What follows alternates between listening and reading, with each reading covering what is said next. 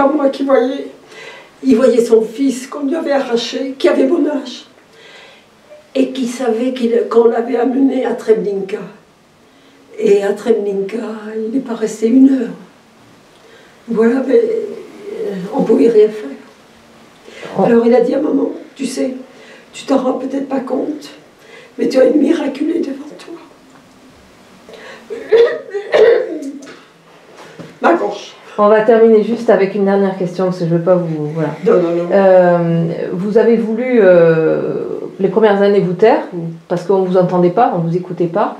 Et après, je sais que vous vous êtes beaucoup impliqué auprès d'élèves, que vous êtes retourné dans les camps pour leur faire visiter. Donc, qu'est-ce qui vous a fait, qu'est-ce qui vous a motivé à parler et à faire cette démarche? Parce que tout le monde n'est pas retourné dans les camps, quand même. C'est-à-dire, la première fois, je suis revenue en, si je ne me trompe pas, 57 ou 58. Mais c'est Mimi qui m'avait téléphoné, j'étais à Paris. Et il y avait un genre de pèlerinage de personnes de Ravensbrück qui allaient à Ravensbrück. Alors elle me téléphone, elle me dit « Marie, tu viens ?» Je dis « Non, je ne peux pas, j'avais mon aîné qui était tout petit, je peux pas. » Enfin, je me suis laissée convaincre et je suis revenue à Ravensbrück. Il y avait encore le mur de Berlin. Alors on était resté à Berlin. Pourquoi je dis le mur de Berlin? Le mur qu'il y avait. Bon. Et puis on était allé en zone russe, on était allé au camp.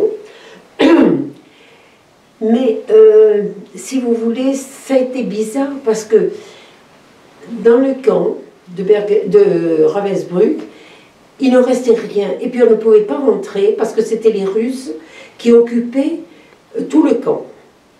Ils ne nous laissaient même pas rentrer, même pas faire des photos. C'était interdit. Et c'était différent de ce que vous aviez connu? Ah mais naturellement. Je reconnaissais, il n'y avait plus rien. Il y avait juste le grand bâtiment d'entrée. C'est tout. Et on ne nous a pas laissé rentrer de toute façon. Et pourquoi avoir voulu le faire quand même? Ah mais c'est-à-dire, c'est à cause de Mimi. Je ne savais pas lui dire non, si vous voulez.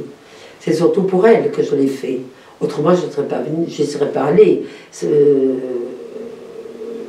À l'époque, c'était tellement loin de moi tout ça. Et pourquoi c'était devenu important, après c'est devenu dans les années qui ont suivi, c'est devenu important pour vous de transmettre quand même? Eh bien, c'est-à-dire que je me suis rendu compte, par la suite, bien après, hein, une fois que j'ai même fini de travailler et tout ça, je me suis rendu compte que d'abord nous n'étions pas éternels, première des choses. Et que si nous, les déportés, ne parlions pas de ce que nous avions vécu, qui va aller en parler? Les historiens. Mais comment ils pouvaient savoir?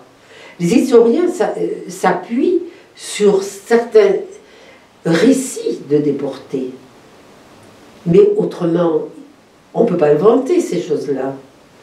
Et si nous ne parlions pas, personne ne pourrait le faire à notre place. Alors, c'est une amie de Pierre que j'ai connue, là, il y avait ces 2 filles qui étaient au collège, je crois, enfin qui a commencé à me parler, tout ça, venait faire des... Au début, je ne savais pas comment parler, je ne savais pas qu'est-ce qu'il fallait dire, hein.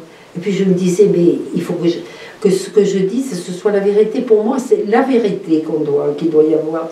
Pas, parce que j'ai entendu tellement de choses qui... Bon, enfin bref, ça ne me regarde pas. Alors, bon, et puis progressivement, je l'ai fait. Et puis je me suis dit, même des fois, quand les élèves étaient un peu jeunes, je me disais, mais qu'est-ce qu'ils peuvent ressentir? Qu'est-ce qu'ils peuvent... Ils écoutent. Ils ont été bien formés par les professeurs d'histoire, d'accord. Mais qu'est-ce qu'ils vont en retirer? Peut-être rien. Mais, c'était mon espoir, peut-être, quand ils auront, je ne sais pas moi, 18 ans, 20 ans, quand ils seront rentrés dans la vie active, ils se rappelleront peut-être en entendant quelque chose, que eux, ils avaient entendu des récits de déportés. Parce que bientôt, nous ne serons plus là. L'année dernière, il y a une hécatombe terrible parmi les déportés. Alors, je recevais sur les... Bon, en fait, c'est comme ça. Et qu'est-ce que vous voulez qu'ils en retiennent, les élèves? Qu'ils en retiennent surtout qu'il faut faire attention, qu'il ne faut pas écouter n'importe qui, n'importe quelle politique, qu'ils fassent leur opinion eux-mêmes et qu'ils essayent de faire dans tout ce qu'ils choisiront, de le faire avec droiture et de ne pas se laisser influencer, parce que c'est tellement facile. La parole peut vous faire n'importe quoi. Donc il faut que ce soit eux qui aient l'esprit ouvert et qu'ils regardent, qu'ils les écoutent et puis qu'ils se fassent leur propre jugement et pas écouter n'importe quoi et n'importe qui surtout.